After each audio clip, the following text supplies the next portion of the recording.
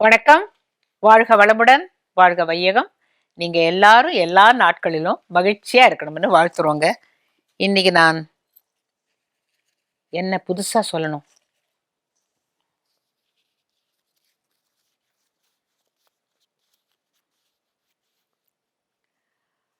வாழ்க்கையின் பாடங்கள் அப்படின்னா ஒரு கதை இல்ல. வாழ்க்கையின் பாடங்கள்னா நிறைய கதை சொல்லுன்னு அர்த்தம். வாழ்க்கையின் பாடங்கள். கடவுள் நமக்கு நல்லதுதான் செய்வர். ஆனா சில சில நேரத்துல துன்பங்களை தருகிறார். ஏன் அந்த துன்பங்களை தருகிறார் அப்படின்னு கேட்டாக்க அதுக்கு ஒரு கதை. ஒரு விறகு வெட்டியும் அவனுடைய மகனும் காட்டுல போய் மரம் வெட்டினாங்க. அந்த காட்டுல புலி எல்லாம் இருக்குங்கிறதுக்காக ரேஞ்சர்னு ஒருத்தர் இருப்பாரு. அவர் ரொம்ப நல்லவர். அவர் இந்த ஊருக்காரர் தான். அவர் அப்படியே சுத்தி வருவாரு. எங்கேயானு மிருகம் எல்லாம் இருந்தானாக்கா அவர் சுட்டுடுவாரு. அவர் ரொம்ப நல்ல ரேஞ்சர். அப்ப அந்த பையன் சொன்னா, அப்பா அப்பா இந்த குளத்துல நான் கொஞ்ச நேரம் குளிக்கிறேன். அப்பா வேண்டாம் கண்ணா, அது உள்ள முதலை எல்லாம் இருக்கனப்பா, கொஞ்ச நேரம் பாங்குறான். நீ கரையிலேயே இரு, அப்படி முதல்ல எல்லாம் இருந்ததுன்னா நான் சத்தம் போடுறேன், நீ என்னை அழிச்சுன்னு போயிடு அப்படின்னா. வேண்டான்னு சொல்லியும் அந்த குழந்தை கேட்காம அந்த நம்ம எல்லாம் இப்ப அதை பாக்குறது இல்ல. ஸ்விம்மிங் பூல் வந்து குளமாகாது. ஒரு குளம்ங்கிறது சுத்தி மரங்கள்லாம் இருக்கும், அந்த தண்ணி சில்லுன்னு இருக்கும். அது என்னமோ ஒரு அழகான ஒரு விஷயம் அது. இந்த பையன் இறங்கி கொஞ்ச நேரம் நீச்சல் அடிச்சான், சந்தோஷமா இருந்தது. திடீர்னு கால்ல என்னமோ பிடிச்சது. அப்பா அப்பா அப்பா முதல்ல முதல்ல முதல்ல கடிச்சு கொடுத்துப்பா அப்பா அப்பான்னு கத்தினான். உடனேவே அவன் அப்பா கொஞ்சம் கூட யோஜனை பண்ணாம அந்த தண்ணிக்குள்ள இறங்கி அந்த பையனோட கைய புஜத்தை பிடிச்சு அவர் இழுக்க முதல்ல இழுக்க அவர் இழுக்க முதல்ல இழுக்க ஒரு வழியா இவனு காலை உதறதுக்குள்ள ரேஞ்சர் வந்து முதலைய சுட்டுடுறான். அப்ப இந்த பையனை அப்பா காப்பாத்திடுறார். காப்பாத்தின பிறகு அப்பா சொல்லக்கூடாதா உன் பையனுக்கு அப்படின்னு அந்த ரேஞ்சர் சொன்ன போது நான் சொன்னேன் ஐயா, கேட்க மாட்டேன்ட்டான் அப்படின்னுட்டு சரி சரி சீக்கிரம் வா அப்படின்ட்டு அவர் தன்னோட ஜீப்லயே இந்த பையனையும் அப்பாவெல்லாம் அழைச்சிட்டு போய் பக்கத்துல இருக்கிற ஆஸ்பத்திரியில அவனுக்கு சிகிச்சை கொடுக்குறாங்க. இது ஊர் பூரா இந்த விஷயம் தெரிஞ்சு போச்சு. ஏய் உனக்கு தெரியுமா, மணி அவன் காலில் அப்படியே முதல்ல கடிச்சிருச்சான்ப்பா, அப்பா தான் காப்பாத்திட்டாரான்ல சொல்லி ஆஸ்பத்திரிக்கு வந்து பாக்குறாங்க. இந்த பசங்கள்லாம் முதல்ல என்ன தெரியுமா கேக்குறாங்க, ஏய் எங்கடா முதல்ல எப்படிடா கடிச்சது, காலை காட்டு அப்படின்னா அவன் சொன்னான், ஏய் அது ஒன்றும் பெரிய விஷயமே இல்லை, அதை விட அழகான வடு இருக்குடா, அதை காட்டுறேன்னு சொல்லிட்டு இந்த சட்டை ஸ்லீவை தூக்கி காட்டுறான். அதுல என்னன்னு கேட்டா ஆழமா பதிஞ்சிருந்த அவ அப்பாவோட நகை கீறல்கள் அப்படியே. அப்ப அந்த பையன் சொல்றான், ஏய் என்னடா இது அழகுங்கிற அப்படின்னாக்கா, இது என்னைக்குமே போகாது, என்ன போக வேண்டாம். ஏன் தெரியுமா, என் மேல எவ்வளவு அன்பு இருந்தா அப்பா எனக்கு வலிக்குங்கிறத கூட யோஜனை பண்ணாம அந்த ஆபத்துல இருந்து காப்பாத்தணுங்கிறதுக்காக என்ன அப்படி எரிக்கி புடிச்சு இழுத்துட்டாருல்ல, இதுதானே உலகத்திலேயே அழகான வடு. அந்த அந்த முதல்ல கடிச்சது ஒண்ணுமே இல்ல, அதோ இப்ப மருந்து போட்டா அங்கேயும் காயம் இருக்கும், ஆனா இது என் வாழ்நாளுக்கு நான் மறக்க மாட்டேன்.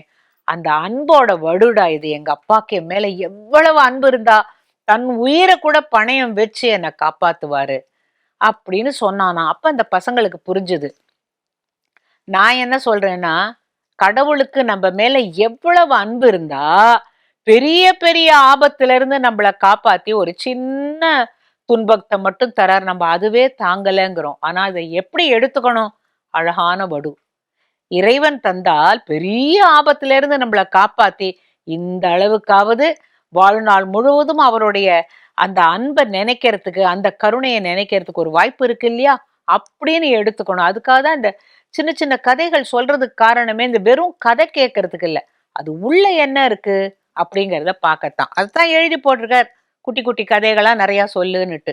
வாழ்வுக்கு தேவையான, வாழ்க்கைக்கு தேவையான கதைகளை ஒன்னா எனக்கு தெரிஞ்சதை சொல்றேன். ஒரு குடிசையில ஒரு அம்மாவும் பெண்ணும் வாழ்ந்துட்டு இருந்தாங்க. அவங்களுக்கு என்ன பண்ணணும்னா கொஞ்சம் தூரம் போய் கிணறு இருக்கும், ஊர் கிணறும்பாங்க, யார் வேணா தண்ணி எடுத்துட்டு வரலாம். இவங்க என்ன பண்ணுவாங்க, சமையலுக்காக போய் ரெண்டு ரெண்டு குடம் தண்ணி எடுத்துட்டு வருவாங்க. இந்த குடம்ங்கிறது தோண்டிம்பாங்க, மண்பானை இல்லை, தோண்டி அப்படிங்கிறது பித்தளை குடம். சின்னதா இருக்கும், வாய் அகலமா இருக்கும். அது அதோட கழுத்துல கயிறை கட்டி அந்த கிணத்துல விட்டு ராட்டை இருந்ததுன்னாக்கா அந்த ராட்டையில போட்டு எடுத்துருவாங்க. இல்லாட்டி அப்படியே மொண்டு எடுத்துட்டு வரணும். ஒரு நாளைக்கு அந்த பொண்ணு சொல்றா, அம்மா இந்த தோண்டியில பொத்தல் விழுந்திருக்கம்மா, நீ அப்படியே எடுத்துட்டு போற பாரு, இங்கெல்லாம் தண்ணி கொட்டிட்டு வருது, நீ ஒரு குடம் தண்ணி எடுத்துட்டு வர, இங்க பாரு பாதி குடம் தான் இருக்குன்னு. ஆமாப்பா, அத போய் ஈயப்பத்து வைக்கணும், எனக்கு அதுக்கு நேரம் இல்ல, இல்லாட்டா எங்க பாட்டி எல்லாம் புளிய வச்சு அடைப்பாங்க, நாளைக்கு புளிய அடைச்சிடுறேன் அப்படிங்கிறா. புளிய சின்னதா உருட்டி இந்த பித்தளை பாத்திரத்து இந்த தோண்டி மேல புளிய அப்படியே பூசி விட்டுருவாங்க. அது அந்த காலத்துல கம் மாதிரி அது பிடிச்சுக்கும். அது ஓடுற வரைக்கும் ஓட்டும். அப்புறம் புளி கரைஞ்ச பிறகு திருப்பி இன்னும் கொஞ்சம் புளி வைப்பாங்க. இல்லைனாக்கா போய் ஈயப்பத்து வச்சுட்டு வருவாங்க. இவன் என்ன பண்றா, ஒரு நாளைக்கு இந்த பொண்ணு கேட்கிறா, அம்மா நீ என்ன மட்டும் சொல்றியேம்மா, பள்ளிக்கூடத்துல இருந்து வந்த உடனே பென்சில் சீவினியா அப்படின்னு கேட்கிற, மொக்கையா இருந்ததுனாக்கா நாளைக்கு கிளாஸ்ல உனக்கு கஷ்டமா இருக்கும்ல, வீட்டுக்கு வந்த உடனே சீவி வைக்கணும், ரப்பர் எல்லாம் சுத்தம் பண்ணி வைக்கணும்னு எல்லாம் சொல்ற இல்லம்மா.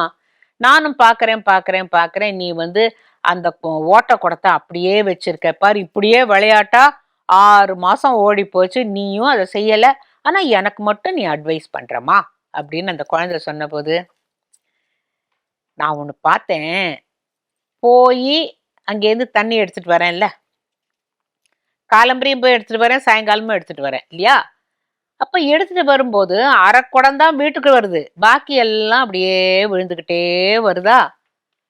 காலையில இந்த பக்கம் குடத்தை வச்சுப்பேன், சாயங்காலமா இந்த பக்கம் குடத்துல வச்சுப்பேன், ஆக மொத்தம் 2 பக்கமும் தண்ணி விடுறத பார்த்த உடனே நான் என்ன பண்ணேன், காசி தும்ப செடி தெரியுமா, காசி தும்பை, இந்த காசி தும்பை செடியெல்லாம் சட்டுன்னு வந்துரும், அத அந்த இடத்துல நிறைய தூவி விட்டுட்டேன்.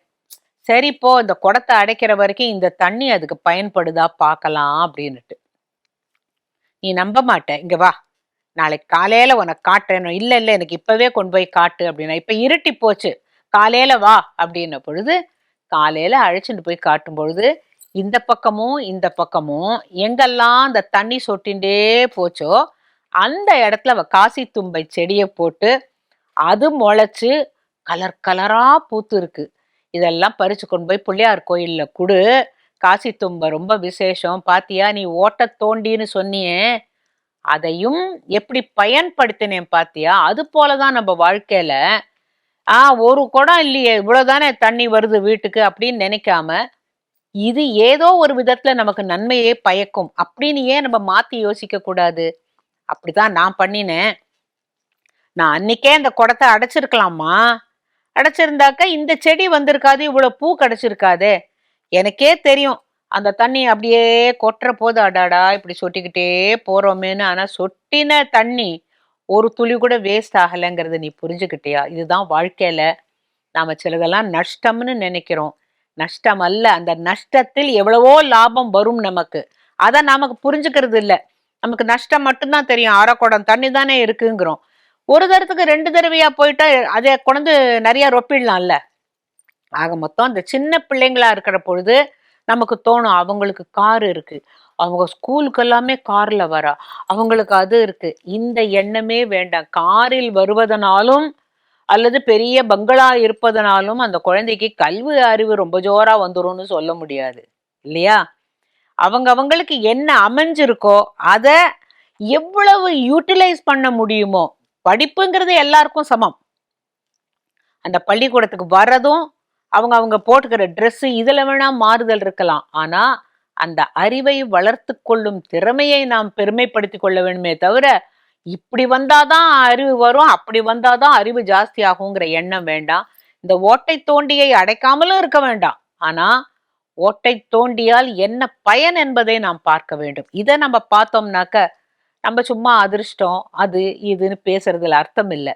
கொஞ்சம் அறிவையும் வளர்த்து கொண்டு அதை யூட்டிலைஸ் பண்ண கத்துக்கணும். இந்த கதையில இருந்து நம்ம அதைத்தான் தெரிஞ்சுக்கிட்டோம் இல்லைங்களா. இப்போ இந்த ஓட்ட தோண்டியை பத்தி தெரிஞ்சுக்கிட்டோம். அடுத்து என்ன தெரிஞ்சுக்க போறோம் அப்படின்னு கேட்டா, பொறுமை நம்பிக்கை. எங்கேயோ கேட்ட மாதிரி இருக்குன்னு நீங்க சொல்வீங்க. பாபாவுடைய நிகழ்ச்சியில நான் எப்போதும் சொல்லுவேன், பாபா சொல்லியிருக்கார், உங்களுக்கு ஸ்ரத்தையும் வேணும் சபூரியும் வேணும், பொறுமை நம்பிக்கை இது ரெண்டும் ரொம்ப முக்கியம் அப்படின்னு அவர் சொல்லுவாரு. இந்த பொறுமை நம்பிக்கை எப்படி வரும் அப்படின்னு கேட்டா அதுவும் நம்மளா வளர்த்துக்கணும். எனக்கு பொறுமையே இல்லை சார் அப்படின்னு நீங்க சொல்லக்கூடாது. பொறுமையை வளர்த்துக்கணும். அதுதான் முக்கியம். இப்போ ஒரு ஒரு ஊர்ல ஒரு அம்மா, நோயாளி அம்மா, இந்த குழந்தை பள்ளிக்கூடத்துக்கு போறா. 4 பேர் வீட்டுல போய் ஏதானு சின்ன சின்ன வேலையெல்லாம் செஞ்சுட்டு வருவா. அவங்க கொடுக்குற ரூபால அம்மாவும் பொண்ணும் சாப்பிட்டுட்டு இருந்தாங்க. ஒரு தடவை ரொம்ப பஞ்சம், எங்கேயுமே சாப்பாடு கிடைக்கல, வேலையும் கிடைக்கல அப்படின்ன பொழுது அந்த ஊர்ல ஒரு தனவந்தர் இருந்தார். தனவந்தர்னாக்கா அந்த காலத்துல எல்லாம் யாருக்கெல்லாம் பணம் நிறைய இருக்கோ அவங்க சேர்த்து வச்சுக்க மாட்டாங்க, தர்மத்துக்குன்னு கொஞ்சம் கொடுப்பாங்க. அந்த காலத்துல நான் சொல்றது, இப்பெல்லாம் நான் சொல்லல. அந்த காலத்துல அவர் என்ன பண்ணாராம், ஒரு காரியம் பண்ணலாம், நம்மளோ அரிசி வாங்க முடியும், அரிசி வாங்கி கூடவே கொஞ்சம் பருப்பையும் போட்டு வேக வச்சு கிச்சடி மாதிரி செஞ்சு ஒரு பாத்திரம், யார் வந்தாலும் ஒரு பாத்திரம் ஒரு நாளைக்கு கொடுத்துட்டோம்னாக்க பசி இல்லாமையான சாப்பிடுவாங்க. அது என்னால முடியும், கிச்சடி பண்ண முடியும், ஆள் இருக்காங்கன்னு சொல்லிட்டு அவர் பண்ணி, யார் வந்தாலும் அவங்கவுங்க ஒரு தட்டை எடுத்துட்டு வரணும். அந்த அந்த கிச்சடி அந்த பாத்திரத்தை அப்படியே கவுப்பாரு, அப்படியே கிச்சடி இருக்கும், அவங்க எடுத்துன்னு போய் சாப்பிடலாம். ஊர் ஜனங்கள் வாழ்த்தினாங்க. அப்ப சில குழந்தைகள் அந்த அவர் பார்க்கிறார், சில பேர் என்ன பண்றாங்க, இடிச்சு பூந்திக்கிட்டு நானு நீ முந்திவாங்க. ஒரே ஒரு பொண்ணு மட்டும் தட்டை வச்சுட்டு நின்றுட்டே இருப்பா. கடைசி வரைக்கும் நம்மளுக்கு வந்தா வரட்டும், இதுதான் அம்மா வளர்த்து விட்டுருக்குறாங்க, பொறுமையா இருக்கணும்னுட்டு. ஒரு நாளைக்கு சாப்பாடெல்லாம் ஆயிடுச்சு. இவ அப்படியே திரும்பிட்டா. இந்த மாமா இங்க வாமா, இங்க வாமா, என்னாச்சு அப்படின்ன போது, இல்லை ஐயா எல்லாருக்கும் ஆயிடுச்சுன்ன போது நான் பரவாயில்ல சமாளிச்சுக்கிறேன் அப்படின்ன பொழுது அவர் அவளை விடவே இல்லை. கிச்சடி இல்லாட்டா என்ன, பழங்கள் இருக்கு, இந்தா பழங்களை எடுத்துன்னு போ அப்படின்னு சொல்லி பழங்களை கொடுத்தாராம். இந்த பொண்ணு அடுத்த நாளைக்கு வந்த பொழுது அந்த பிரபு யார், அந்த பொண்ணுங்க தனவான், அந்த பொண்ணு யாருன்னு பார்த்துட்டு அவளுக்கு ஸ்பெஷலா அவர் தன் கையாலேயே அந்த கிச்சடியை எடுத்து தட்டில் வச்சு சாப்பிடுமா, வீட்டில் யார் இருக்காங்கன்னு கேட்டபோது, அம்மா ரொம்ப சீக்காளி, அவங்களுக்கு ஜயரோகம் மாதிரி இருக்கு, பாவம், அவங்களால இழுப்பெல்லாம் வரும், நான் தான் எல்லாம் பண்றேன் அம்மாக்குன்ன உடனே சரி ஓ அப்படிம்ப. இவ வீட்டுக்கு வந்து அம்மாவும் பொண்ணுமாக, அம்மா கொஞ்சம், அம்மா நீ நிறைய எடுத்துக்கோமா, எனக்கு இவ்வளவு போருமான்னு இந்த குழந்தை கொடுக்கும்போது, இல்லை இல்லை நீ பாதி நான் பாதி சாப்பிடலான்னு சொல்லி அந்த கரண்டியால இதை இப்படி பகிரும் பொழுது உள்ள 10 ரூபா காயின்னு ஒரு 4-5 இருக்கும். அச்சிச்சோ, இது என்னம்மா கிச்சடிக்குள்ள 10 ரூபா காயின் இருக்கு, இது வேண்டாம், இது அவங்க தப்பா ஏதோ சமைக்கிற போது வந்திருக்கு, இதை கொண்டு போய் கொடுத்துருன்ன உடனே இந்த பொண்ணு அந்த எடுத்து அந்த அந்த காயின் எல்லாம் எடுத்து கழுவிட்டு ஓடுற போது அந்த ஐயா எல்லாருக்கும் சாப்பாடுலாம் போட்டு அவர் திண்ணையில உட்காந்து இருக்கும்போது, என்னம்மா என்ன ஓடி வர, அம்மாக்கு என்ன ஆச்சுங்கிற. ஒண்ணும் இல்லையா, இந்த 5 10 ரூபாயும் அந்த இதுக்குள்ள இருந்துச்சு, கிச்சடிக்குள்ள இருந்துச்சு, அம்மா சொன்னாங்க இது நம்மளோடது இல்ல, அந்த ஐயா வீட்டு பணம், தப்பா இருக்கும், இந்த கொண்டு போய் கொடுத்துரு அப்படின்னாங்க, நான் திருப்பி கொண்டாந்துட்டேன். அவர் சிரிச்சாராம். நான் தான் வேணும்னு வச்சேன். இல்லைங்க ஐயா, அது எங்களுது இல்லை ஐயா, தப்பு இல்லையா அப்படின்ன பொழுது, ஒரு காரியம் பண்ணு, இவ்வளோ நேர்மையா இருக்கணும்னு உனக்கு சொல்லி கொடுத்த உங்க அம்மாவை கூட்டிட்டு வா, நான் அவளுக்கு வைத்தியம் பார்க்கறேன்னு சொல்லி அவருடைய அப்பா பேர்ல அதே ஊர்ல நடக்கிற அந்த அந்த ஆஸ்பத்திரியில அந்த அம்மாவை சேர்த்து அவ குணமாகி ஒரு காரியம் செஞ்சார். அம்மா நீ எங்கேயும் போக வேண்டாம், இங்கேயே நீ நர்ஸ் வேலை பார்க்கலாம் அப்படின்னு சொல்லி அந்த பொண்ணையும் படிக்க வச்சு அவளும் டாக்டருக்கு படிச்சு முடிச்சாங்கிறது தான் கதை. காரணம் என்னன்னு கேட்டா, ஏய் பரவாயில்லப்பா, உள்ள இன்னைக்கு 10 ரூபா காயின் இருக்கு, 50 ரூபா தானோ இப்படி கொடுத்துட்டா நல்லா இருக்கும்னு நினைக்கிறது தான் சாதாரண மனிதனுடைய குணம். ஆனா அந்த அம்மா என்ன சொல்லித்தரா, இது நம்முடையதல்ல, கொண்டு போய் அந்த ஐயாட்ட கொடுத்துட்டு வந்துடுது, தப்பு அப்படின்னு சொன்னதுனால அதுக்கு பலன் எப்படி கிடைச்சது பாருங்க. இந்த அம்மாக்கும் குணமாச்சு, அவளும் டாக்டரானா, அந்த அம்மாவும் செவிலி வேலை அந்த ஆஸ்பத்திரியிலேயே கிடைச்சது. இதுதான் தனவந்தர்கள் செய்யக்கூடிய நல்ல காரியம். இந்தாமா செலவுக்கு வச்சுக்கோ, உங்க அம்மாக்கு ஏதானு வாங்குன்னு சொல்லல அவர். அந்த சொல்லாமல் அதை கொடுத்ததோட இல்லாமல் அந்த அம்மாவையும் பூரண குணம் அடைய வச்சாருங்கிறதுனாலதான் இந்த கதையெல்லாம் நாம கேட்கிற போது நாம அந்த பெண்ணா இருக்க வேண்டாம், அந்த நோயாளி அம்மாவா இருக்க வேண்டாம், அந்த தனவந்தனா இருக்க வேண்டாம். ஆனால் அவர்கள் 3 பேரைக்கும் உயர்வு தந்தது எது? நேர்மை. அந்த நேர்மையை கொஞ்சம் கரெக்டா எரிக்கி பிடிச்சுக்கிட்டோம்னாக்க உயர்ந்து வரலாம் வாழ்க்கையில. அப்படிங்கிறதுக்காக தான் இந்த குட்டி கதையும் சொன்னேன். ஹார்ட் ஒர்க்கும் ஸ்மார்ட் ஒர்க்கும் கத்துக்க முடியும். ஆனா நேர்மை ஒருவனுடைய உடலில் இருக்கிற ரத்தத்தோடு கலந்து இருக்கணும். அதுதான் இந்த கதை காட்டுறது இல்லையா? ஒரு பெற்றோருக்கு 3 பிள்ளைகள். முதல் 2 பிள்ளைகளும் ரொம்ப கெட்டிக்காரங்க, ரொம்ப நல்லா படிப்பாங்க. இந்த கடைசி பையன் ராஜு மட்டும் கொஞ்சம் மக்கு. மக்குன்னா அவன் ஏதாவது பேசி கேள்வி கேட்டா நம்ம தப்பா பதில் சொல்லிடுவோமோ அப்படின்னு பயப்படுவான். மற்ற பசங்கள்லாம் நல்லா பாட்டு பாடுன்னா பாடுவாங்க. இவன் நான் பாடி அது சுதி சேரலைன்னா அவங்க தான் நினைப்பாங்களோ, இப்படியே எல்லாத்துலயும் ஒரு சந்தேகம் சந்தேகம் சந்தேகம். மொத்தத்துல மக்கு புள்ளியாவே இருந்தான். அவங்க அம்மாக்கு என்ன வருத்தம்னா 2 புள்ள தங்கமா இருக்கு, இது ஏன் இப்படி ஒரு மக்கு பிள்ளை எனக்கு கொடுத்த கடவுளே, எனக்கு அது அந்த விஷயத்த எனக்கு உங்ககிட்ட ரொம்ப வருத்தம். 3 பிள்ளைகள் கொடுத்தியே, இது இப்படி ஒரு முட்டாளாவா ஒரு பிள்ளைய நான் பெப்பேன் அப்படின்னு சொல்லிட்டு அவ வருத்தப்பட்டான். அவங்களுக்கு வேற ஊருக்கு மாத்தலாச்சு. அந்த ஊர் பள்ளிக்கூடத்துல தான் இவன் கடைசி ரேங்க்கு. ஒன்னும் பாஸ் பண்ணுவான்னே தோணல. இந்த புது ஊருக்கு வந்த உடனே மத்த 2 பசங்களும், அம்மா இந்த புது ஸ்கூல் ரொம்ப நல்லா இருக்குமா, நாங்க இங்கேயும் நாங்க ஃபர்ஸ்ட் ரேங்க் வாங்கிடுவோம் 2 பேரும் அவங்க அவங்க கிளாஸ்ல. இந்த ராஜு தான் எல்லாருக்கும் மூக்கல கரிய பூச போறான் அப்படின்ன போது அவன் கொஞ்சம் வருத்தப்பட்டான். அப்படியே கொஞ்ச நாள் போச்சு. அங்கேயும் ஃபர்ஸ்ட் டேர்ம் செகண்ட் டேர்ம்ல எல்லாம் இந்த பையன் நல்ல மார்க்கே வாங்கல. அப்புறம் ஒரு நாளைக்கு வீட்டுக்கு வந்தான்.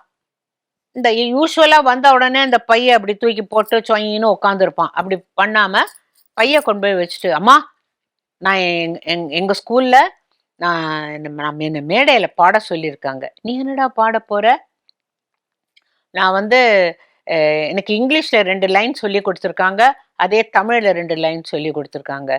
என்ன பாட்டு அப்படின்னு கேட்டபோது, why can't my goose sing as well as thy goose? என்னது? ஏன் என்னுடைய வாத்து உன்னுடைய வாத்தை போலே பாட்டு பாடவில்லை, பாடக்கூடாதா? அது இங்கிலீஷ்லயும் தமிழ்லயும் சொல்லி கொடுத்துருக்காங்க. என்னடா உன் வாத்து என்னோட மாதிரி பாடல, அது ஏன்னு கேட்டா அந்த கதை சொன்னாங்க டீச்சர். உன் வாத்துக்கு நீ 2 ரூபாய் கொடுத்த, என் வாத்துக்கு நான் 2 ரூபாய் கொடுத்து வாங்கினேன். ஆனா உன் வாத்து நல்லா பாடுது, என் வாத்து பாடல. நீ உன்னோடதுக்கு 2 ரூபாய் கொடுத்த, நான் அப்புறம் எனக்கு அவன் இன்னொரு 1 ரூபாய் கேட்டான், நான் ஜாஸ்தி கொடுத்து கூட உன்னோட வாத்து மாதிரி பாட மாட்டேங்கிறது அப்படின்னு பாட்டுன்ற அம்மா சிரிச்சாங்களாம். இது உன் கதையா இருக்குடா, மத்த வாத்தெல்லாம் நல்லா பாடுது, என் வாத்து பாடலன்னு தானே பாடுற நீ. ஏன் என்னுடைய வாத்து உன்னுடைய வாத்தை போலே பாட்டு பாடவில்லை, பாடக்கூடாதா அப்படின்னு கேக்குறல்ல அப்படின்னு சிரிச்சாங்களாம். அம்மா நீ சிரிக்காதம்மா, நான் அதை ஸ்டேஜ்ல இங்கிலீஷ் பாட்டும் பாட போறேன், தமிழ் பாட்டும் பாட போறேன் பாரு அப்படிங்கிறான். அப்பா அவ அப்பா கேக்குறாரு, என்ன அவனுக்கு என்ன திடீர்னு ஒரே தைரியம், இங்க வா, என்ன பாட்டெல்லாம் கத்துன்னு இருக்கேன்னா. இந்த டீச்சர் ரொம்ப நல்லவங்கப்பா, அவங்க சொன்னாங்க, ராஜு மத்தவங்கெல்லாம் விட உனக்கு குரல் ரொம்ப நல்லா இருக்கே, நான் சொல்லித்தரேன் நீ பாடு, நாங்க பாடிட்டேன்ப்பா அப்படின்னா. அப்பா கேள்வி கேட்டா தொட நடுங்கி நிப்பான், இப்ப பதில் வேற சொல்றானா அப்படின்னு அண்ணனும் 2 அண்ணனும் பேசிக்கிறாங்க. என்னடா ஆச்சு இவனுக்கு, என்னமோ பெரிய வீராப்பெல்லாம் பேசுறான் அப்படின்ன பொழுது இவன் ராஜு ஒண்ணுமே சொல்லல. கொஞ்ச நாள் கழிச்சு என்ன பண்ணா, மா என்னோட ப்ராக்ரஸ் ரிப்போர்ட் அப்பாட்ட காட்டு அப்படின்னா. கொண்டு வந்து காட்டினாக்கா எல்லாத்துலயும் நல்ல மார்க் வாங்கியிருக்கான். எப்படி அப்படின்னா, நீ அப்பாட்ட காட்டுன்னு. அப்பா என்ன சொல்றா பார்க்கணும் அப்படின்னு. அப்பா பார்த்துட்டு, இது உன்னோட ப்ராக்ரஸ் ரிப்போர்ட் தானான்னு சந்தேகமா இருக்குடா அப்படின்னாராம். இதே முந்தி சொல்லியிருந்தா அவன் அழுதுருப்பான். இப்ப இல்ல, நல்லா பாருங்க என் பேர் எழுதியிருக்கு, உங்க பேர் இனிஷியல்ல போட்டிருக்கு பாருங்கன்னா. அவங்க அப்பாவுக்கு ஒரே ஆச்சரியம், இது இந்த பயல இல்லை, இந்த பள்ளிக்கூடம் அவனை மாத்திடுச்சு அப்படின்ன பொழுது அடுத்த நாளைக்கு சனிக்கிழமை மத்தியானம் வந்துட்டான். வீட்டுக்கு வந்தபோது அப்பாவுக்கும் அரை நாள், பசங்களும் வந்துட்டாங்க, அம்மாவும் இருந்தாங்க. எல்லாரும் சாப்பிட்ட பிறகு உட்காந்து பேசிட்டு இருந்த போது அவன் சொன்னான், மா இந்த டீச்சர்னாலதான்மா நான் இவ்வளோ தைரியமானேன். என்ன பண்ணாங்கப்பா அப்படின்னு போது, இருமா அப்படின்ட்டு ஸ்கூல் பைய திறந்து ஒரு பொட்டியை எடுத்து காட்டினான். இந்த பென்சில் பெட்டின்லாம் அந்த காலத்துல நாங்க பள்ளிக்கூடம் படிக்கும் போதெல்லாம் பென்சில் பெட்டின்னு ஒண்ணு இருக்கும், தாஜ்மஹால் பென்சில் பெட்டி.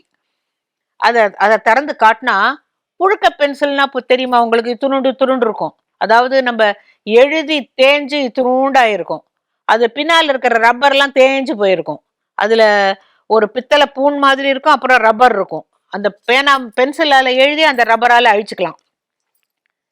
இது என்னடா இதுல ஒரு 10 கிடக்க அப்படின்ன பொழுது, அம்மா இந்த டீச்சர் சொன்னாங்க, இதுல பாரு இந்த பென்சில்ல எல்லாரும் சீவி அதுல எழுதியிருக்கிறாங்க பாருங்க, KS. அப்ப சுகுமார் அந்த பையனோட பேர், எல்லாரும் இனிஷியல் போட்டிருக்காங்க பாத்தீங்க. இத்தனை பசங்களும் இந்த அவங்களோட வகுப்புல படிச்சு ஃபர்ஸ்ட் ரேங்க் முதல் மார்க் வாங்கின பசங்களோட பென்சில்லாம் அவங்க வாங்கி அதுல போட்டு வச்சிருக்கிறாங்க. அதை எங்கிட்ட கொடுத்துருக்குறாங்க. எதுக்கு தெரியுமா? அன்னைக்கு சொன்னாங்க, இந்த பார் இந்த பென்சில்லாம் இவ்வளோண்டு புழுக்க பென்சிலா போச்சு. முதல்ல எப்படி இருந்தது? இவ்வளோ பெரிய பென்சில் நல்லா சீவினும், ஸ்க்ரூ எல்லாம் போட்டு நல்லா சீவினும், அப்புறம் எழுதி எழுதி இந்த பின்னால் இருக்கிற ரப்பரால தேய்ச்சி தேய்ச்சி தேய்ச்சி அழிச்சோம். அப்படி அவங்க முதல் மார்க் வாங்குறவங்க எத்தனை தப்பு பண்ணியிருந்தா பின்னால ரப்பரே இல்லை பாரு, எல்லாம் தேஞ்சு போயிருக்கு பாத்தியா? தப்பு பண்ணினால் அதை அழித்து விட்டு திருப்பி எழுதுவதுதான் நம்மளுடைய திறமைகளை வளர்த்து கொள்வதற்கு ஒரு வழி அப்படின்னு சொன்னாங்க. அது மட்டும் இல்ல, அப்புறம் என்ன சொன்னாங்க, ராஜு எனக்கு ஒரே ஒரு ஆசைப்பா, என்ன தெரியுமா? நீ இந்த கிளாஸ்ல இருந்து ஃபர்ஸ்ட் ரேங்க் பாஸ் பண்ணி அடுத்த கிளாஸ் போகும்போது உன்னோட பென்சில்ல நீ ராஜு நீ எழுதி என்கிட்ட கொடுத்துட்டு போகணும். நான் இதை இந்த டப்பால போட்டு வைப்பேன். உன்ன மாதிரி அப்படி டிமிடா இருக்கிற பசங்க யாரான்னு வந்தாங்கன்னா அவங்களுக்கு ஒரு உத்வேகம் தரும்ல அப்படின்னு சொன்ன போது, என்ன அறியாம நான் டீச்சரை கட்டின்னு விட்டேம்மா. நீதாம்மா என்னை எப்போதும் திட்டின, அந்த டீச்சர் திட்டவே இல்லைன்ன பொழுது அந்த அம்மா என்ன சொன்னாலாம், கடவுளே இப்படி ஒரு மக்கு பிள்ளைய கொடுத்தியேன்னு நான் உன்னை திட்டினேன், நான் இல்லையோ திருத்திருக்கணும் அவனை.